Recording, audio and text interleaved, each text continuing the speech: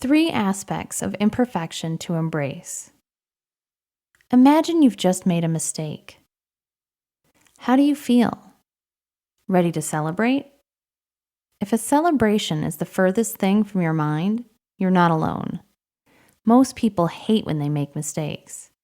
For one thing, it's embarrassing to get something wrong.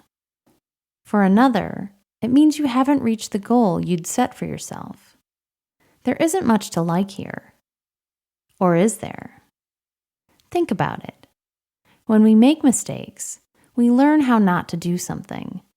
Even more exciting is when these so-called mistakes lead us into something new or interesting, which we might never have found otherwise. After all, bubble wrap was completely a mistake, as the inventor was trying to make a new kind of wallpaper.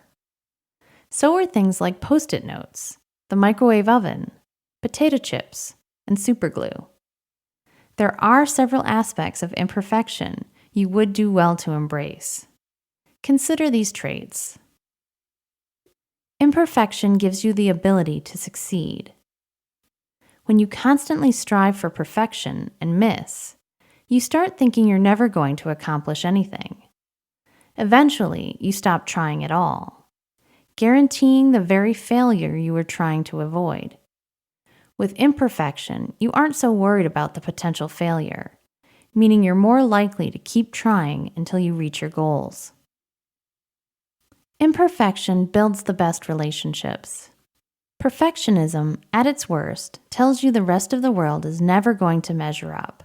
After all, these people don't perform as you want them to, so why would you expect anyone who fails to have any value? With this thought in mind, we start seeing others as being worthless. Now imagine trying to build a relationship with anyone when you expect so little of them.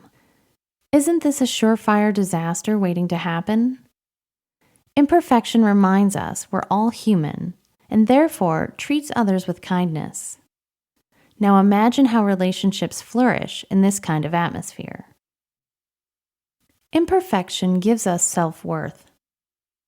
This flawed view of the world becomes even worse when directed at ourselves. We start seeing all the ways we don't measure up, and as a result, our self-talk takes a turn for the worse. We beat ourselves up endlessly in an ongoing litany of negativity. We remind ourselves we're falling short at every turn until eventually we feel so bad about ourselves there seems to be little reason to go on living. With imperfection, though, we can accept our efforts as being good enough. We can celebrate small victories and solid attempts. We start seeing our efforts as worthwhile and ourselves as having value again. Imperfection changes our self-talk toward positivity. In short, these 3 aspects of imperfection combine to make us our best selves. No more do we need to hold ourselves to impossible standards. Our imperfect self already has everything needed to make you into the best version of yourself.